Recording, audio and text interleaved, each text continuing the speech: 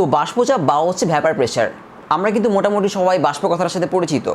এই চ্যাপ্টারের শুরুতে আমি বাষ্প এবং গ্যাস এই দুটো টপিকের মধ্যে পার্থক্য বলেছিলাম যে কোনো গ্যাসিয়াস ম্যাটার বা হচ্ছে বায়বীয় পদার্থের একটা ক্রিটিক্যাল টেম্পারেচার থাকে। তার যদি টেম্পারেচার এই ক্রিটিক্যাল টেম্পারেচার থেকে বেশি হয়ে যায় সেটাকে আমরা গ্যাস বলি, আর কম থাকলে বলি হচ্ছে বাষ্প। বাষ্প গ্যাস দুটি আসলে গ্যাসিয়াস ম্যাটার। ওকে, আচ্ছা, তো এখানে আমাদের বলা হচ্ছে যে বাষ্প বা হচ্ছে ভ্যাপার প্রেশার এটা আসলে কি। আমরা সবাই বাষ্প জিনিসটা জানি যে যদি আমরা পানিকে কী করি, হিট দিই, তাহলে কি হবে, সেটা বাষ্প আকারে উড়ে যাবে 100 ডিগ্রি সেলসিয়াসের উপরে গেলে, তাই না? তো আমি ধরে নিলাম এটা হচ্ছে আমার একটা ক্লোজড কন্টেইনার, মানে আবদ্ধ পাত্র। তো আমরা এটাকে হিট দিলাম, হিট দিলে কি হবে, 100 ডিগ্রি সেলসিয়াসের উপরে গেলে তার কিছু পানি বাষ্প হয়ে উপরের দিকে চলে আসবে, তাই না? মানে এই এমটি স্পেসে চলে আসবে। তো আসলে কি হবে, এই যে অ্যাটমগুলো, এই অ্যাটমগুলো কিন্তু চারদিকে ছোটাছুটি করবে। কারণ কি, তাদের কাইনেটিক এনার্জি বেড়ে যাবে। আমরা জানি যে গ্যাসিয়াস ম্যাটারের পার্টিকেলগুলোর কাইনেটিক এনার্জি কী থাকে, অনেক বেশি হয়। তো আমরা যত বেশি হিট দিব তত বেশি কী হবে, তত হচ্ছে এটা বাষ্পে পরিণত হবে। মানে হচ্ছে এখানকার পার্টিকেলগুলোর সংখ্যা বাড়তে থাকবে, তাই না? তো একসময় দেখা যাবে যে বাড়তে বাড়তে এখানে আর জায়গা হবে না। তখন কি হবে, এখান থেকে অ্যাটমগুলো আবার এই পানিতে ফেরত আসবে। ওকে, তো যত বেশি আমরা হিট দিব তত বেশি পার্টিকেল হচ্ছে বা ওয়াটার অ্যাটম হচ্ছে এখান থেকে এখানে যাবে, তার সাথে আবার এখান থেকে এখানে ব্যাক করার পরিমাণটাও কি বাড়তে থাকবে। তাহলে এই যে আমার বাষ্প বা হচ্ছে পানির যে পার্টিকেলগুলো, তারা এই ওয়ালে যে প্রেশারটা দিবে সেটাকে আমরা কি বলবো, ভ্যাপার প্রেশার। ওকে, তো এখান থেকে দেখা যাচ্ছে আসলে ভ্যাপার প্রেশার কত প্রকার। এটা আসলে দুই প্রকার, একটা হচ্ছে সম্পৃক্ত বাষ্পচাপ আর একটা হচ্ছে কি অসম্পৃক্ত। তো সম্পৃক্ত বা স্যাচুরেটেড এই কথাটার সাথে কিন্তু আমরা মোটামুটি পরিচিত থাকতে পারি যে সম্পৃক্ত এটা মানে আসলে কি। মানে আসলে যদি আমি একটা গ্লাস নেই, এটা আমার একটা গ্লাস, আর গ্লাসে যদি ওয়াটার থাকে, গ্লাসে কিছু ওয়াটার আছে, তো এখন আমি কি করলাম, এই গ্লাসে কিন্তু যদি চিনি দেই তো কি হবে, চিনিটা কি মিক্সড হয়ে যাবে না? আচ্ছা, তো চিনিটা মিক্সড হয়ে গেল, এখন আমি আরও চিনি দিলাম, সেটাও মিক্সড হয়ে গেল। তো আমি যদি চিনি দিতে থাকি, একসময় দেখা যাবে চিনি আর মিক্সড হবে না, চিনি কী হবে, এই নিচে জমা হবে। তখন আমি বলতে পারি এই যে গ্লাসের পানিটা সেটা কি সম্পৃক্ত হয়ে গেছে বা কি স্যাচুরেটেড। ক্লিয়ার? মানে স্যাচুরেটেড বা সম্পৃক্ত মানে হচ্ছে পানি বা বায়ু, মানে এটা লিকুইডও হতে পারে বা গ্যাসিয়াস প্রোডাক্টও হতে পারে। ওকে, মানে হচ্ছে বায়ু বা হচ্ছে পানি যদি তার মধ্যে উপস্থিত সলিউট দ্বারা বা হচ্ছে দ্রব দ্বারা কি হয়ে যায়, সম্পৃক্ত হয়ে যায়, পূর্ণ হয়ে যায়। এখানে দেখতে পাচ্ছি কি পানিটা চিনি দ্বারা কি হয়ে গেল, পূর্ণ হয়ে গেল। মানে পানিটার চিনি ধারণ করতে পারছে না তার মধ্যে, মানে পানির অ্যাটমগুলোর মধ্যে আর কোনো জায়গা নেই। তখন কি হবে, চিনি নিচে জমা হবে। তো এটা শুধু পানি না, এটা হচ্ছে বাতাসের ক্ষেত্রেও হতে পারে আর কি। এটা আমরা একটু পরে আলোচনা করব যখন আমরা শিশিরাঙ্ক পড়বো বা ডিউ পয়েন্ট পড়বো। আচ্ছা, তো চিনি কি হচ্ছে, পানিতে আর কি হচ্ছে না, দ্রবীভূত হচ্ছে না। তো চিনি পানিতে দ্রবীভূত করার জন্য আমি দুইটা কাজ করতে পারি। দুইটা কাজ, একটা হচ্ছে পানি বাড়ানো। আমরা যদি এখানে আরও পানি দিই তাহলে কী হবে, বাড়তি চিনি কি করবে, দ্রবীভূত করবে, তাই না? আচ্ছা, আরেকটা ওয়ে আছে, সেটা হচ্ছে টেম্পারেচার বাড়ানো। আমরা যদি এখানে টেম্পারেচার বাড়াই তাহলে পানি বাড়ানো দরকার নেই। টেম্পারেচার বাড়ালে এই যে বাড়তি চিনিটা আছে না, সেটা কি হয়ে যাবে, দ্রবীভূত হয়ে যাবে। ক্লিয়ার? টেম্পারেচার বাড়ালে এই বাড়তি চিনি দ্রবীভূত হয়ে যাবে।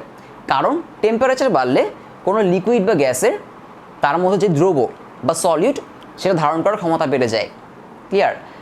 আচ্ছা, তো বাড়াতে বাড়াতে এক সময় আমিও চিনি দিতে থাকলাম, যদি আরও চিনি দিই কী হবে, এক সময় আর কী হবে না, তার চিনি ধারণ করার ক্ষমতা শেষ হয়ে যাবে। তখন আবার কী হবে, আবার নিচে জমা হবে। ক্লিয়ার? তো সম্পৃক্ত মানে হচ্ছে এটাই আসলে কোনো স্থানের তরল মানে লিকুইড বা হচ্ছে গ্যাস যদি তার মধ্যে উপস্থিত যেই দ্রবটা বা সলিউটটা সেটা দিয়ে পূর্ণ হয়ে যায়, সেটাকে আমরা সম্পৃক্ত বলি বা স্যাচুরেটেড বলি। তার মানে বোঝাই যাচ্ছে যে স্যাচুরেটেড ভ্যাপার প্রেশার বা হচ্ছে সম্পৃক্ত বাষ্পচাপ বলতে আমরা আসলে কী বুঝবো, যদি কোনো একটা স্থানের বায়ু বা এয়ার যদি কী হয়ে যায়, স্যাচুরেটেড হয়ে যায়। যেমন পানির পার্টিকেলগুলো এখানে যেতে যেতে একসময় কী হয়ে যাবে, এইখানকার যে বাতাস বা এয়ার সেটা কী হয়ে যাবে, স্যাচুরেটেড বা সম্পৃক্ত হয়ে যাবে। তখন যে প্রেশারটা দেওয়া হবে বা যে প্রেশারটা ক্রিয়েট হবে সেটাকে আমরা বলবো স্যাচুরেটেড এয়ার প্রেশার। ওকে, বা সম্পৃক্ত বাষ্পচাপ বা হচ্ছে স্যাচুরেটেড ভ্যাপার প্রেশার। ক্লিয়ার? আচ্ছা, তাহলে আশা করি অসম্পৃক্ত বাষ্পচাপ বা হচ্ছে আনস্যাচুরেটেড ভেপার প্রেশার এটা বলার দরকার নেই। স্যাচুরেটেড হওয়ার আগে, মানে এটা তো একসময় গিয়ে স্যাচুরেটেড হবে, তাই না, মানে সম্পৃক্ত হবে, তার আগে এখানে যে প্রেশারটা ছিল সেটা আনস্যাচুরেটেড ভেপার প্রেশার, ক্লিয়ার, বা অসম্পৃক্ত বাষ্পচাপ। আচ্ছা, তো আশা করি বোঝা গেল সম্পৃক্ত বাষ্পচাপ আর অসম্পৃক্ত বাষ্পচাপ। তোমাদের বইতে দেখবা যে সম্পৃক্ত বাষ্পচাপ আর অসম্পৃক্ত বাষ্পচাপের মধ্যে একটা পার্থক্য আছে, এটা তোমরা পড়ে ফেলবা, আশা করি বুঝে যাবা। আচ্ছা করি, এরপর আসবো আমরা খুবই গুরুত্বপূর্ণ একটা টপিক।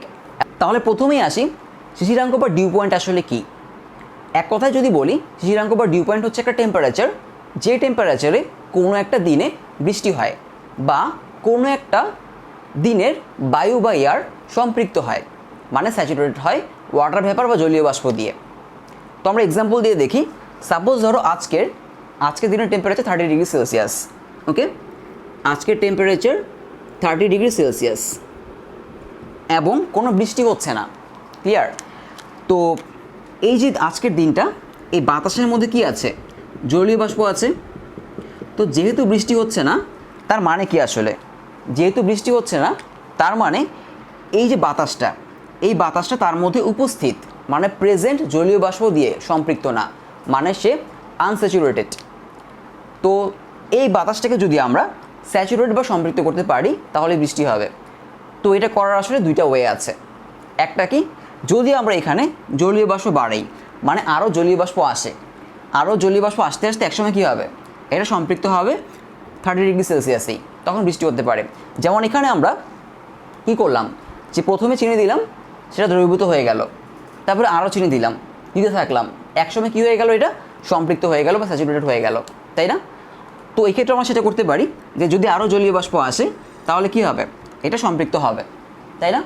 এখন ধরো আর জলীয় বাষ্প আসবে না, এবার আমাদের সেকেন্ড ওয়ে, সেটা কি, আমি যখন এটা পড়াচ্ছিলাম সম্পৃক্ত বা অসম্পৃক্ত এটা, তখন বলছিলাম যে যদি আমরা এটা টেম্পারেচার বাড়াই তাহলে কি হবে, তার সলিউড বা দ্রাবক ধারণ ক্ষমতা কী হবে, সেটা বেড়ে যাবে, মানে সে আরও বেশি চিনি কী করতে পারবে, কন্টেন্ট করতে পারবে, তার মধ্যে ধারণ করতে পারবে, তাই না, যদি আমরা টেম্পারেচার বাড়াই এটার। আর যদি কমাই তাহলে কি হবে, যদি টেম্পারেচার কমাই তাহলে দেখা যাবে তার মধ্যে দ্রবীভূত অবস্থায় থাকা কিছু চিনি কী হয়ে যাবে, সেটা দ্রবণ থেকে সরে গিয়ে নিচে জমা হবে। কারণ কি, তার চিনি ধারণ ক্ষমতা কমে গেল, বোঝা যাচ্ছে। তো এখানে আমরা সেই কাজটাই করতে হবে। ধরো এই টেম্পারেচারটা আমি কমিয়ে 27°C নিয়ে আসলাম, ক্লিয়ার।